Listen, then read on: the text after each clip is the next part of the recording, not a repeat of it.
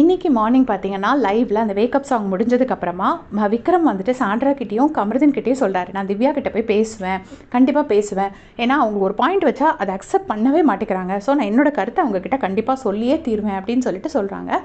நேற்றுக்கு நைட்டே சண்டேயில் நிறைய வாட்டி சொல்லியிருப்பாங்க, நான் டெய்லி கொஞ்சம் கொஞ்சமாக பேசுவேன், இந்த வாரம் முழுக்க பேசுவேன் அப்படின்னு சொல்லியிருப்பாங்க. அப்புறமா மிட் நைட்டும் இவங்க சுபிக்ஷா கிட்டே சொல்லியிருப்பாங்க, நான் திவ்யாவை விட போகிறதே இல்லை, நான் கண்டிப்பாக பேசுவேன், அவள் என்ன சொன்னாலும் சரி அவள் கேட்டு தான் ஆகணும், பிக் பாஸ் வீட்டுக்குள்ளே இருக்கோம், நான் பேசுகிறத அவள் கேட்டு தான் ஆகணும், வெளியேனா எனக்கு பிரச்சனை கிடையாது அப்படின்னு சொல்லியிருப்பாரு.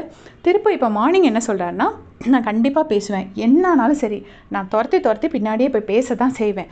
அப்படி அவங்கக்கிட்ட நான் பேசாமல் இருக்கணும்னா அவங்க மெயின் டோரை திறந்துட்டு வெளியே போக சொல்லுங்கள், அப்புறமா நான் பேசாமல் இருக்கிறேன், அது வரைக்கும் நான் பேச தான் செய்வேன் அப்படின்னு சொல்கிறாங்க.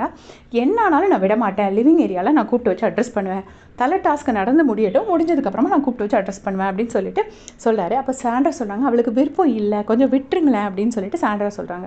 இப்போ கமருதீன் சொல்கிறாரு, ஏன் உங்களுக்கு விருப்பம் இல்லைன்னு சொல்லும்போது திவ்யா விட்டாங்களா, அவங்க உங்கள்கிட்ட பேச தானே செஞ்சாங்க, ஸோ அதே மாதிரி அட்ரஸ் பண்ணட்டும் அப்படின்னு சொல்லிட்டு கமருதீன் சொல்கிறாரு. அதுக்கு சாண்ட்ரா சொல்கிறாங்க, அதனால தான் நானும் சொல்கிறேன், எனக்கு விருப்பம் இல்லைங்கும் போது அவங்க ஃபோர்ஸ் பண்ணும்போது எனக்கு பிடிக்கல, அதனால தான் நான் சொல்கிறேன் இப்போ அவளை ஃபோர்ஸ் பண்ண வேண்டான்னு, அவளுக்கு சுத்தமாக பிடிக்கலைன்னா நீங்கள் விட்டுற வேண்டியதானே. இப்போ விக்ரம் சொல்கிறாரு, என்ன ஆனாலும் பரவாயில்ல, யார் சொன்னாலும் சரி நான் கேட்க மாட்டேன், நான் திவ்யாவை விடவே மாட்டேன், நான் கண்டிப்பாக கூப்பிட்டு வச்சு கேட்பேன், கூப்பிட்டு வச்சு நான் பேச வேண்டியதெல்லாம் பேசி அவங்க என்னை தப்பாக அக்யூஸ் பண்ணியிருக்காங்க, அவங்களுக்கு அக்செப்டன்ஸ் இல்லைங்கிறத நான் சொல்லியே தீர்வேன் அப்படின்னு சொல்கிறாரு. ஸோ இதுதான் வந்து டார்கெட் பண்ணி புள்ளி பண்ணுறது. ஏன்னா வந்து நேற்றுக்கு இதையெல்லாம் அவர் சொல்லியிருக்கணும், நேற்று அந்த என் ஒய்ஃப் பற்றி பேசாதுங்க, நானும் என் ஒய்ஃபும் பேசினது ஏங்க அப்படி பேசுனீங்க அப்படின்லாம் சொன்னார். நீங்களும் உங்கள் ஒய்ஃபு பேசின அவ்வளோதான் திவ்யா சொன்னது, அவங்க ஒய்ஃபை பற்றி ஒய்ஃப் அப்படி ஒய்ஃப் இப்படி அந்த மாதிரிலாம் திவ்யா எதுவுமே சொல்லலை. அதுக்கே அவர் வந்து நான் என் ஒய்ஃபு கூட பேசினதை போய் நீங்கள் சொல்லிட்டீங்கன்னு சொல்லி இவர் பெருசாக இது பண்ணி அடிக்க போகிற மாதிரி போய் கை வச்சு கழுத்தில் பக்கத்தில் தடுத்து இது மாதிரியெல்லாம் பண்ணியிருக்காரு. ஸோ பண்ணினதுக்கே அவங்க போயிட்டு நேராக பிக் பாஸ் கிட்ட என்கிட்ட ரொம்ப ஓவராக நடக்கிறாரு, எனக்கு பயமாக இருக்குன்னு சொல்லி திவ்யா அழுதுருப்பாங்க ஒரு இடத்துல. அந்தக்கே போய் பிக் பாஸ் கிட்ட கம்ப்ளைண்ட் பண்ணால் அவங்க ஆக்ஷன் எடுப்பாங்க. அதுக்கப்புறமா வந்துட்டு அவர் இதுக்கப்புறமும் நான் போய் துரத்தி அடிப்பேன் அப்படின்னு சொல்கிறாரு. பட் அவர் அடித்தாலும் அங்கே யாரும் கேட்கறதுக்கு வரப்போகிறதில்ல. ஏன்னா அவர் போய் அடித்த உடனே திவ்யா வந்து வார்த்தையை விடுவாங்க, அதை வச்சு எல்லாரும் திவ்யாவை தான் அட்டாக் பண்ணுவாங்க. நம்ம இதை சொல்லவும் முடியாது. ஒருத்தருக்கு நம்ம சப்போர்ட் பண்ணாலே பிஆர்னு அடிக்கிறாங்க. எனக்கு உண்மையிலே ஒன்றும் புரியல.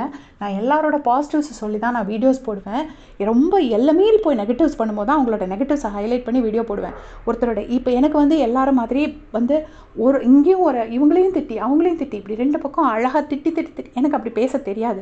எனக்கு இப்படி தான் பேச தெரியும். நான் பொதுவாகவே என்னோடய லைஃப்லேயே எந்த சுச்சுவேஷன்லையுமே வெறும் பாசிட்டிவ்ஸாக பார்க்குற ஒரு பர்சன்.